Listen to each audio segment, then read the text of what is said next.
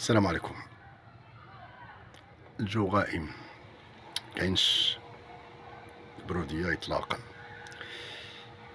بوعلام صنصال الوكيل ديال جمهورية الجزائر كيطلب 10 سنين باسمه باسمه يعني الفصل 87 بيس ديال الإرهاب. ورشيد نكاز في المغرب قال هنا الصحراء مغرب ليست مغربية وأن هناك احتلال. ما دار له والو. atteinte à l'intégrité territoriale وفي الجهة الأخرى atteinte à l'intégrité territoriale. هنا دولة قوية، قوية بما في الكلمة من المعنى، ماشي ميريكان ماشي روسيا ماشي كذا، ولكن ما كتحسش بالخوف لأن ركائز مؤسساتية، في حين في الطرف الآخر اللي يهضر يشدوه لأن خائفون، لا يسمحون بمظاهرات الفلسطيني، خايفون من الحراك. وشفتوا البارح في اللايف ديالي كيقولوها كيعترفوا بها البعض.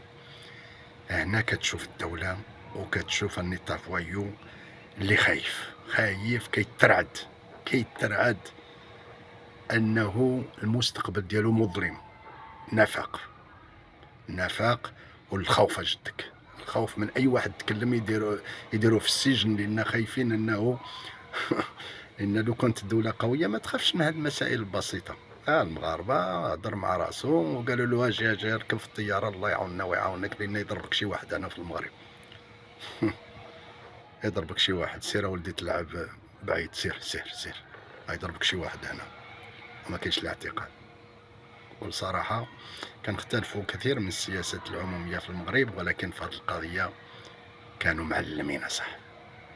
انا ما كنتش خايف يعتقلوا لان عرفت ما يعتقلوش. كان بعض الناس كيطلبوا الاعتقال، كاين اللي خايف، كاين اللي ما يتعتقلوش نهائيا. اما السي بوعلام صنصال حكم ب 87 بيس ديال فصل ديال الارهاب وطلب 10 سنين. يقال ان ماكرون اتصل بعبد المجيد